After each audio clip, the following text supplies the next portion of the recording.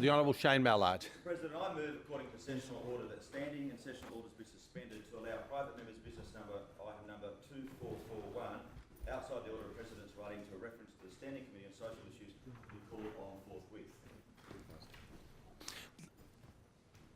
No one taking the call? No. The motion that the honourable member, all in favour say aye. Aye. Against say no. No. I believe the ayes have it. The ayes have it. The Honourable Shane Mallard. Thank you, Mr. President, and I thank the House for its support of that motion.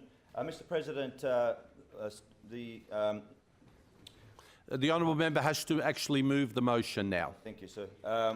I move private members' business item number 2441, outside the order of precedent, standing my name in the notice paper today, in regards to the reference to the Social Issues Committee.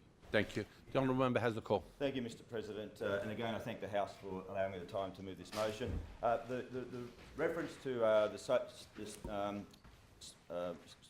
Standing Committee on Social Issues is a reference that was in that motion, and it's an upper house inquiry looking into the spate of gay hate crimes, bashings and murders in the 1970s to 2010.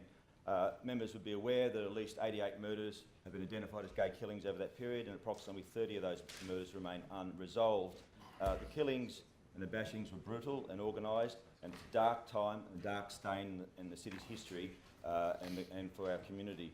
The move to have a motion, move to have an upper house inquiry into this follows strong and persistent community calls for many years for an inquiry for seeking some sense of justice for the victims and for the families, for the friends, and some sense of justice for the community about the events that occurred in those dark years.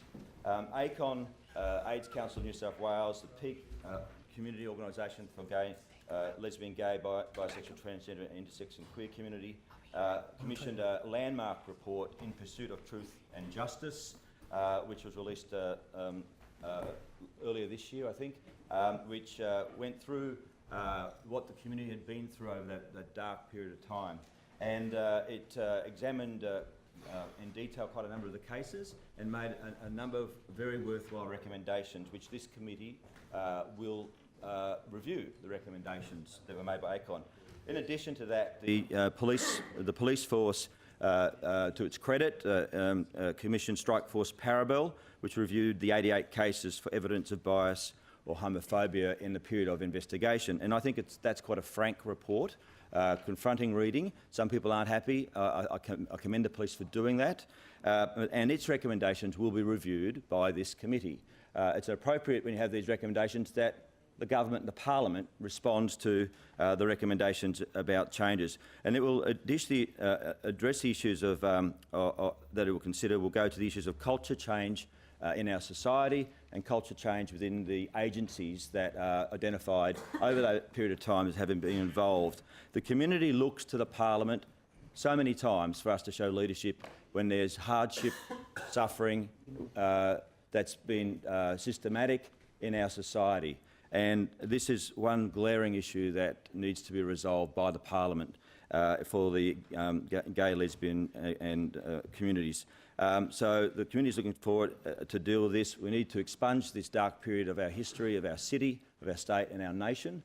And I think this is the best way forward to do it. I commend the inquiry. It is a multi-party inquiry, and we're not playing politics here. We just want to resolve this for the sake of the community. I commend the motion to the House. Any other members seek